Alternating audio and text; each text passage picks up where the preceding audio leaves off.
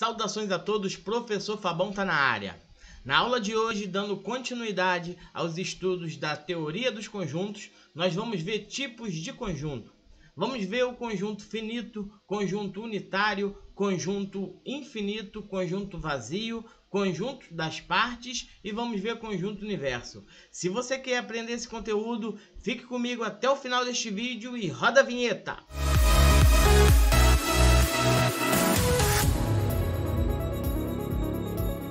O primeiro conjunto que nós vamos estar estudando é o conjunto finito.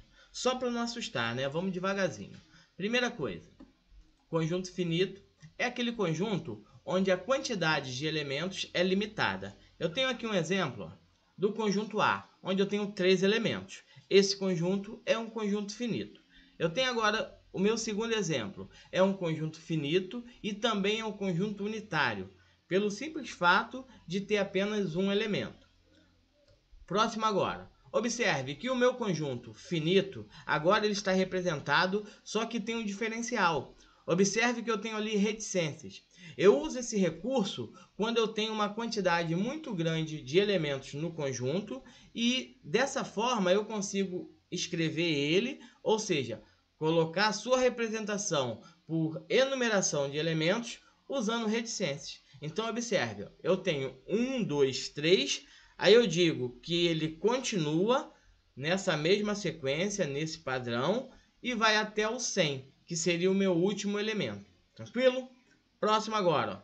Eu tenho agora uma representação de conjunto finito, só que agora eu uso tanto a vírgula quanto o ponto e vírgula. Isso aqui é importante para não confundir.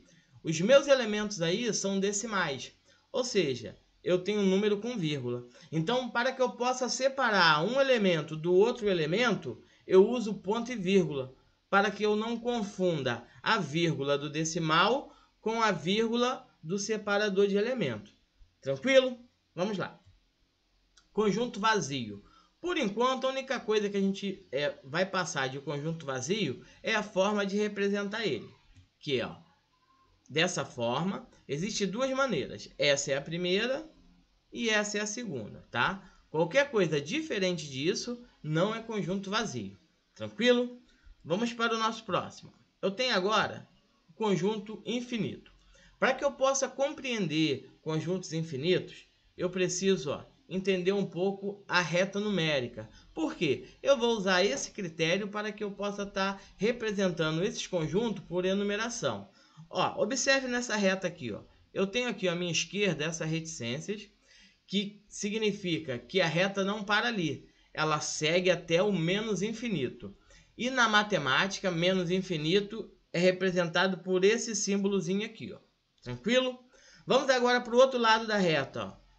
Observe que eu tenho também reticências, e na matemática, o mais infinito, que é justamente o outro lado, é representado por esse símbolozinho aqui.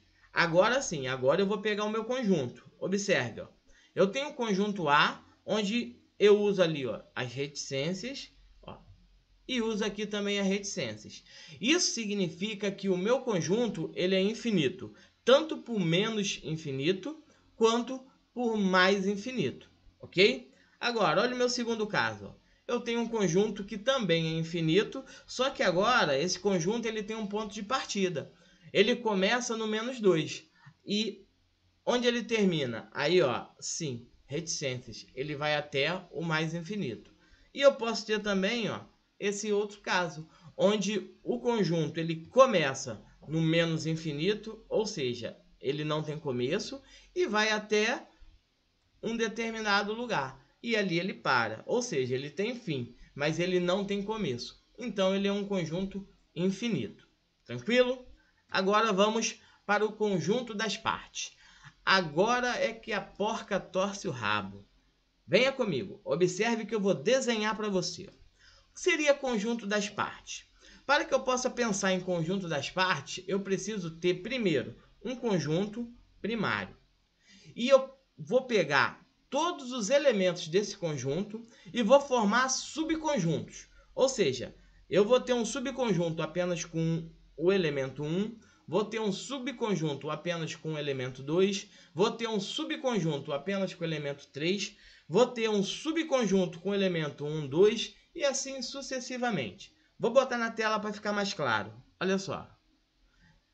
Eles serão formados por subconjuntos e esses subconjuntos, o nome dele é conjunto das partes.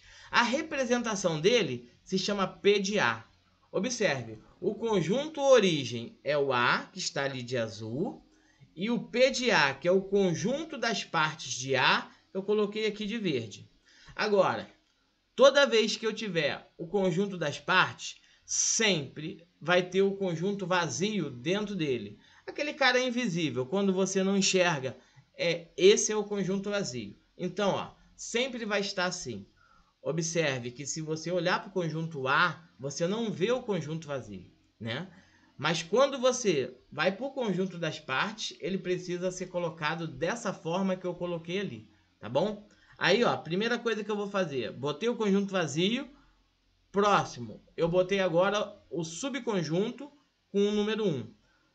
O elemento é o mesmo do A, só que agora eu coloco o chaves. Eu abro chaves, coloco ele e fecho as chaves. Aí agora ele é um subconjunto. Aí eu vou fazer isso com 2, vou fazer isso com 3. Agora eu vou pegar dois elementos. Ó. Vou fazer 1, 2. Vou levar agora próximo, ó, 1, 3.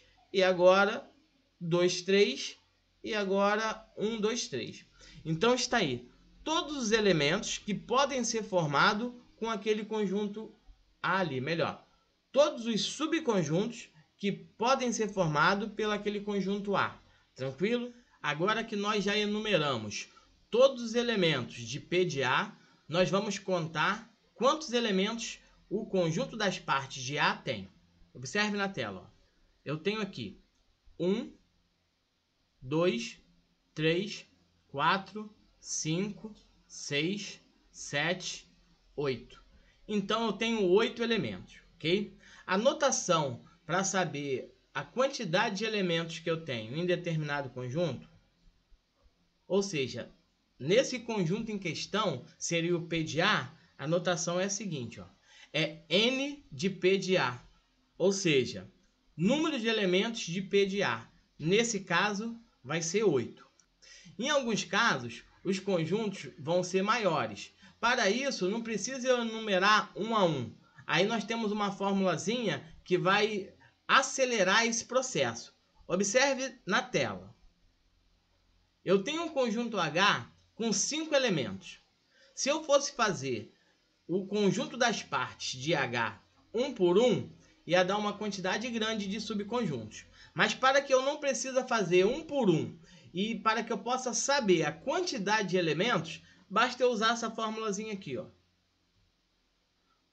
O número de elementos de P de H é igual a 2 elevado a N, onde esse N significa o número de elementos de H. Então, olha só.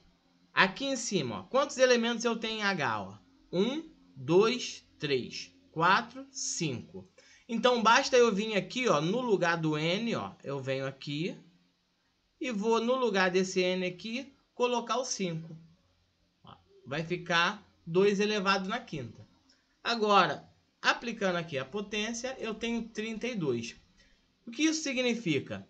Que o conjunto das partes de H vai me dar um conjunto com 32 subconjuntos. Tranquilo? Vamos partir para o próximo. Observe na tela. Eu tenho aí, ó, um conjunto B, que eu tenho dois elementos nesse conjunto B. Eu tenho o elemento 1 e o elemento vazio. Só que nós já aprendemos que o conjunto vazio ele está dentro de todos os conjuntos, correto? Agora, olha na tela. Eu vou fazer o P de B. O que seria isso? Seria o conjunto das partes de B. Toda vez que eu estiver fazendo o conjunto das partes de qualquer conjunto, para não errar, eu já vou começar assim, ó, colocando o meu conjunto vazio. Agora eu quero que você preste atenção que esse símbolozinho aí do conjunto vazio que eu acabei de colocar na tela, ele não é esse que você está vendo aí que está de preto. Tranquilo? Esse aqui é aquele que não aparece e eu sempre vou estar incluindo ele. Agora eu vou continuar. Olha como é que eu vou fazer agora, ó. O 1, que estava lá como elemento do B, eu coloquei aqui dentro. O conjunto vazio, que estava lá como elemento do B, coloquei ali dentro também. E agora, ó, vou colocar os dois juntos, o 1 e o conjunto vazio que está como elemento. Só que eu nunca posso pegar os elementos do B e colocar dentro do P de B. Para que eu possa fazer isso, eu preciso colocar as chaves. Então isso aqui, ó, é para você nunca mais errar. Ó. Sempre tem que ser chaves. Observe, ó. Tá vendo? O conjunto estava lá vazio, veio para cá. Se eu vi ele no conjunto B, se deu para mim poder visualizar, quando ele desce para parte de B, ele tem que vir com chaves. E agora eu vou botar as chaves aqui no outro.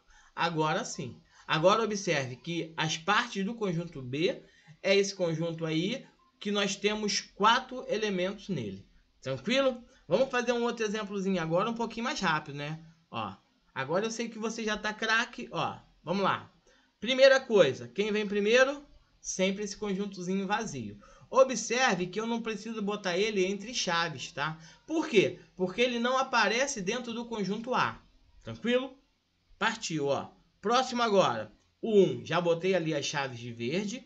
Agora, ó, olha como é que vai ficar, ó. Ah, professor, é com duas chaves? Sim. Uma é que está lá como elemento do conjunto A.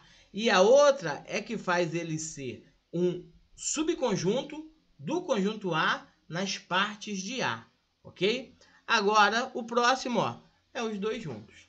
Tranquilo? Agora, para finalizar nossa aula, nós temos o conjunto universo. Vamos ler comigo agora o enunciado dessa questão. Dos 650 alunos matriculados em uma escola de idiomas, sabe-se que 420 cursam inglês, 134 cursam espanhol e 150 não cursam inglês nem espanhol. Determine o número de alunos que... Aí eu tenho aí o item A, B, C e D. O que seria o conjunto universo? Toda vez o conjunto universo ele vai estar atrelado ao cenário que você está trabalhando. Nesse caso aqui em especial, o conjunto universo seria aqui 650 alunos, que é o objeto de estudo dessa questão. Isso aqui vai ser muito explorado, nós vamos fazer muitos exercícios quando nós estivermos estudando diagrama de Venn. Logo mais à frente, nas próximas aulas, nós vamos estar vendo isso aí com bastante exercícios, ok? Agora, se esse conteúdo te ajudou, se você tem aprendido com as minhas aulas, não se esqueça de se inscrever no canal e compartilhar, ok? Bons estudos e até a nossa próxima aula!